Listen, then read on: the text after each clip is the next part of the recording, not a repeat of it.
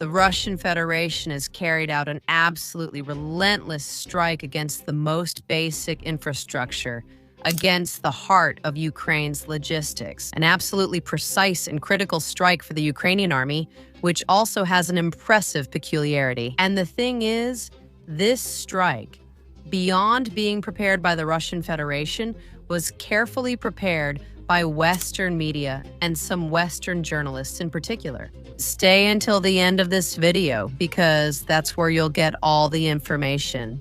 Relentless strike from Russia. On one hand, poetic justice for Ukraine and, above all, for the Western media that supposedly helps them. On the other hand, I am Liu Sivaya, geopolitical analyst and correspondent for The Random Bus. Subscribe to this channel to stay up to date with the latest geopolitical news, as well as, on your own, the very latest updates on the Ukrainian conflict. And now, let's really get started with everything. This is what this building in New Yapoktan looks like now, which is exactly what is understood as the post office. In one of the latest attacks carried out by the Russian Federation, the particular attack took place on January 13th. And it turns out that several journalists were reporting on this very extensively and very frequently.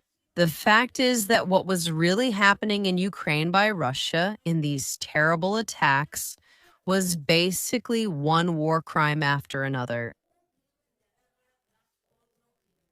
Right? Or what? Because it turns out that now what we're discovering through social media, where some people still don't seem to have learned how to handle themselves, well, here is this supposed British journalist, Richard Woodruff. That's how he was acting, celebrating the latest deliveries, yes, of drones that were equipped militarily for the armed forces of Ukraine. Oh my goodness. It turns out that they were indeed being carried out through Ukrainian mail, that is, through Nova Poshta.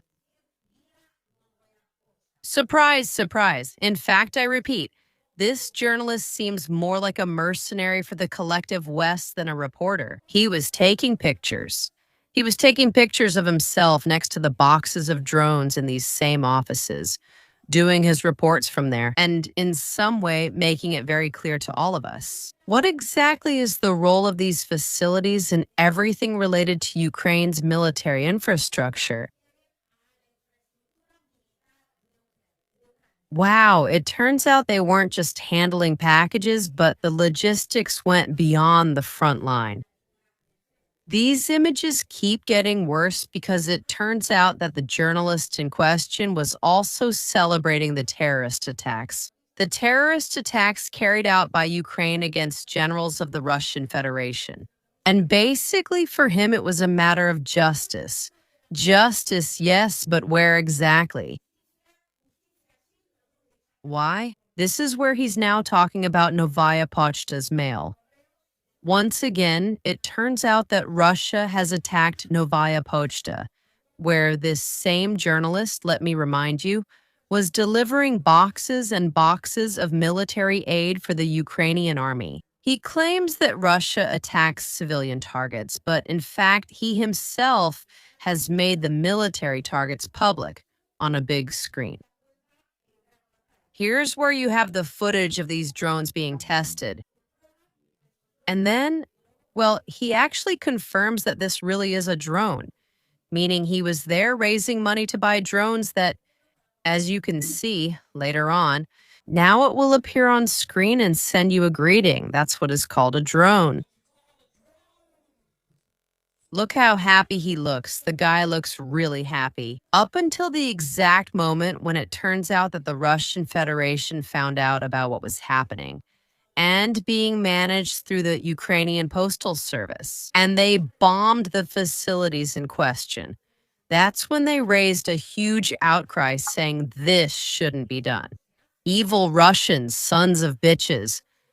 How could you now attack targets that have absolutely nothing to do with it? Do you see what I mean? How are they doing at the post office? Really? Me? Reporting from Donbass doesn't make me a better or worse journalist. But there's something that should, I don't know, at least show a minimum of professionalism. And I'm left stunned, absolutely amazed at how someone can be so dumb as to show boxes of military aid. Look, it says frontline kit. It's here again. I mean, it's telling you that he himself brought the frontline kit to the post office. That is, military equipment is being sent through the Ukrainian Postal Service, and not just any military equipment, but drones are being sent. And actually, not only that, but this has been happening as well. For example, Ukrainian Postal Service transport trucks have been used to transport military equipment for the Ukrainian army. It's actually a war crime committed by the Kiev regime. But let's set that aside for now. What's incredible is this right here. It doesn't just say a kit. I mean, they could say, well, we've shown drones here, but we're not actually sending them. But look at how they say it, just like that. We're sending tons of drones. I mean, tons of drones. No, No, no, no, no, no, no, no, no, no, no. I repeat, from Nigeria. Once again, sending a metric spot of drone up to the front line to the Dakar, New Zealand airport and flower range. Hail Ukraine. That's how the story ended, with the Ukrainian post office facilities blown up by bombs. Yes, indeed, the Russian Federation shouldn't attack these civilian targets, but then shouldn't they also not be used for military purposes? And everyone would be much happier. Meanwhile, here we have journalists, in this case Western ones, who widely support the Kiev regime. And basically, with their own actions, they are putting this same Kiev regime, as well as its facilities, directly in the line of fire of attacks carried out by the Russian Federation. Incredible, but true. Now, you can tell me yourselves if this is poetic justice, or what should we call it? What stands out to me the most is how they talk about damned bastard ships and damned savages. When they have to report attacks carried out by the Russian Federation against these kinds of targets, I repeat, of an absolutely military nature. Meanwhile, since they are mostly sending drones and other types of military equipment directly to the front line, well, it turns out that journalism was more than just making up headlines for certain Western media outlets and copying and pasting them. Once they actually have to use their heads a little, they just can't handle it. I mean, revealing your own strategic targets and putting them in the enemy's crosshairs. Well, there's really no other way to call it. And in theory, if it weren't for that, Ukraine wouldn't end up having a huge problem with the collective West. They should, without a doubt, not only call him up for duty, but at the very least, they should call him to answer for his actions. Counterintelligence should be working here. Because what's curious about these people is that the Russian Federation is supposed to be the country that represents their greatest enemy. But then, once they act, it seems like they're acting as if they're paid by the government of the Russian Federation itself, because they end up doing Ukraine a disservice, a real disservice to the Kiev regime.